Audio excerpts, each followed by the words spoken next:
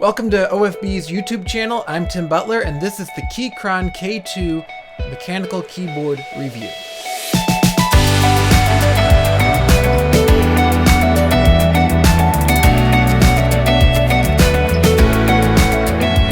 So you're thinking about a mechanical keyboard.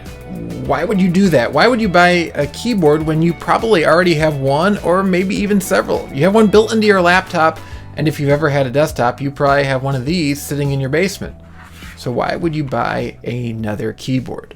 Well, over the past months, we've been looking at mechanical keyboards on Open for Business, and it really boils down to a few things, but for me, the big one is that a mechanical keyboard is more pleasant to type on, it's better for your fingers to type on, because instead of you mushing down keys that just have like a rubbery substance underneath them that registers a key click when the key hits the circuit board, a mechanical keyboard actually has a mechanical mechanism, hence the name.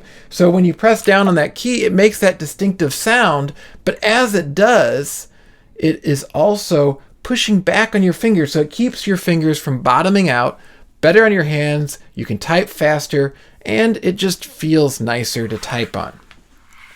The Keychron series of keyboards has been particularly interesting to someone like myself as a Mac user, because Keychron really was one of the first to try to come back to the mechanical keyboard world with keyboards that were from the get-go ready for the Mac. When you take it out of the box, the keys down here are in the right order and with the right labels for a Mac.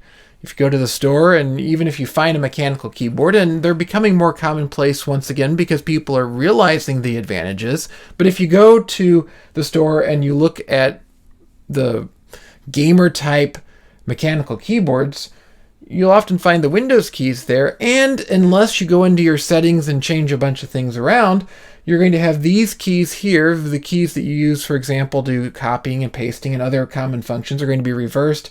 A few other things are just going to be out of order. It's going to feel uncomfortable, and oftentimes the multimedia keys on top will not work properly.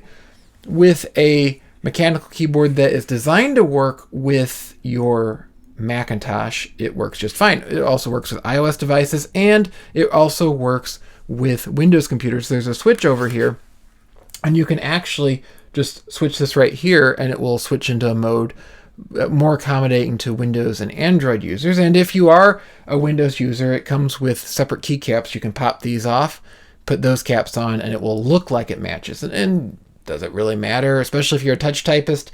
No, but it bothers me if the keycaps don't match the computer that it's being used with. So overall, it's really nice in that regard. It is a very nice looking keyboard. As you can see, it has a backlight. They have a number of different varieties of key configurations, but even once you get down to, say, you want the K2, which has this nice configuration, it has the function multimedia keys, it has some other keys here, but it drops the numpad and such over here that take up additional space. It's sort of a compromise. There are other keyboards that are called 60% keyboards that often drop the arrow keys or have to layer them on top of other things. This has pretty much everything you'd expect from your average laptop keyboard, but in a more compact package. So it's very nice looking. It's a nice layout. But even once you pick out a layout like this K2, then you have other options. For example, there's different build qualities. You can get a metal one. This is the plastic one, which is still pretty sturdy feeling. And then you can choose whether you want it to be lit, unlit, and if you want a lit one, do you want one that just has this white backlight, or would you like to pay a little extra and get it in an RGB mode so it can do different colors? That really comes down to your preference. It's not going to affect typing, but it will affect how it looks in the room. I really like the white backlit one. It has the same sort of aesthetic as your average MacBook keyboard. Apple was one of the first, if not the first, laptop manufacturer to have backlit keys, and we're accustomed to that now, and I like how this just blends in with that feel, actually better than the Apple keyboards that, the external Apple keyboards that lack that nice backlighting. It can do different effects if you are into that sort of thing. Generally speaking, I like solid backlighting, but it just went to sleep on me. But if you would like different effects, you can do that. Just for fun, I've had it on one of these effects, if I can get to it here. There we are, to look like snow lately. But generally speaking, I leave it on just solid. Now, speaking of it going to sleep, that is one of my criticisms of this keyboard. It's a bit of a battery hog. It can go about a week of usage, at least for me. And to try to make it go as long as possible, Keychron has favored having it go to sleep pretty quickly. That's pretty common, actually, on wireless keyboards with backlighting. But it goes to sleep pretty quickly. It does not wake up quickly.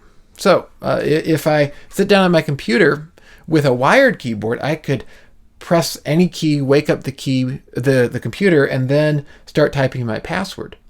Here, I can type in my password several times before it finally starts to register on my computer. Or, for example, if you're in a Zoom meeting or a Microsoft Teams meeting and you go and take a note, oftentimes I have to type it twice because I've been sitting there, the keyboard has gone to sleep, and then I have to get it to wake up before I can type. So that is a criticism of this keyboard. I wish the battery life were longer, and I wish that the sleep mode came back faster from the sleep mode than it does. At the same time, though, it is a nice keyboard in that it, as I said, I'll go back to solid lighting here. It's nicely built. If you put on the solid lighting, it matches nicely with the Mac. It has these nice double angle feet, so you can find a nice angle that's most comfortable for you. These very nice switches on this side for switching from Bluetooth to wired, and also for switching to the Windows and Mac modes. Has a USB-C port, which is becoming pretty commonplace in these keyboards, so you can remove the cable when it's charged, plug it in to charge, or plug it in to use it in wired mode. I wish some of these keyboards started coming with USB-C on both ends of their included cables rather than USB-A on the one end, since at least in the Mac world, Macs have had USB-C ports on the computer for several years now, but you can always switch it out for one that does that. That's not a big deal. Overall, while some of the keyboards that we've been reviewing on the site and I'll be reviewing here have a bit better feeling build quality on the plastic frame, as far as just a little thicker plastic. This is pretty thin. It's very solid. It doesn't really creak a whole lot. It's nice feeling. It has a nice weight to it where it's not going to shift around. Good rubber feet. So for the most part, I like it quite a bit. I like the multimedia keys on it that are clearly labeled and very much like a Mac. The font on the keycaps, it looks tasteful. And that's one thing that has been nice to see in some of these keyboards that are coming out now, is that they're not made purely for gamers. You can put this in your office and no one's going to be staring at it when they're talking to you, wondering if you're really playing games when you're not meeting with someone. It's a nice keyboard in so many ways. So would I recommend it? I've been struggling with that. This keyboard, probably more than any other I tested when I first saw it, this was the keyboard I wanted to love. And in many ways, it checks the boxes I would like for it to check. There's one big caveat that holds me back on it, and it's really just this. This keyboard, with the lovely keys that I've been talking about, which is one of its best features. You can get a keyboard, for example, a Royal Kludge keyboard that I'll be reviewing, that's really quite nice, but the keycaps aren't really Mac friendly. You can get plenty of keyboards out there. It's hard to get a keyboard that has the shine-through lighting like this, though, that's Mac friendly, so it checks all those boxes. Unfortunately, when they did that, Keychron skimped on the keycap quality. These are ABS plastic keys, and so that means that over time they're going to start shining up. They're going to get slicker, and it's not as pleasant to type on then, and it doesn't look nearly as nice. So you have this nice looking keyboard that's going to wear, unfortunately, way too quickly. Some of the other keyboards that we're reviewing use a more rigid plastic that won't show that sort of wear, and Keychron does offer that as an option. You can buy this keycap set that you can see on screen for an additional $40 or so. Unfortunately, when you do that, you have two problems. One, you've now taken a keyboard that runs $70, $80 depending on when you buy it and what configuration you get, and now you're talking a mid-$100 keyboard just to get the keyboard in a way that isn't going to wear.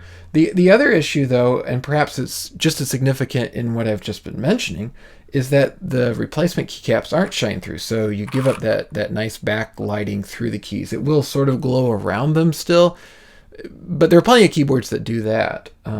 It just loses one of its special functions. So would I recommend it? Well, if you can live with shiny keycaps potentially, or you would like to replace the keycaps, it's a pretty nice keyboard, and I really like it. I keep going back to it because I like the layout. It's comfortable to type on. I have it with blue switches, the clicky switches, which feel pretty nice to type on and aren't overly obnoxiously loud. So it's nice in that regard. I like the weight. I like the size. Battery life, again, the keycaps, but not bad. And keeping in mind that it's one of the more affordable options out there that is Mac friendly, it's a decent keyboard. So I recommend it with an asterisk that you just need to understand the limitations and go from there. It is notable that Keychron has started teasing out its new Keychron K2 Pro, which addresses some of these issues in a similar configuration, not quite the same kind of keyboard, but a keyboard that has the higher quality PBT keycaps and some additional customizability. We'll see how much the pricing is, but I'm hoping that maybe we're going to see over the course of this year Keychron unveiling a whole host of keyboards that are variants of their original configurations, but in a pro line that starts out with better quality keycaps. And if they do that, I might take this from a tentative recommendation to an all-out positive review. We'll see. I'm looking forward to hearing more from Keychron in the coming weeks and months about that.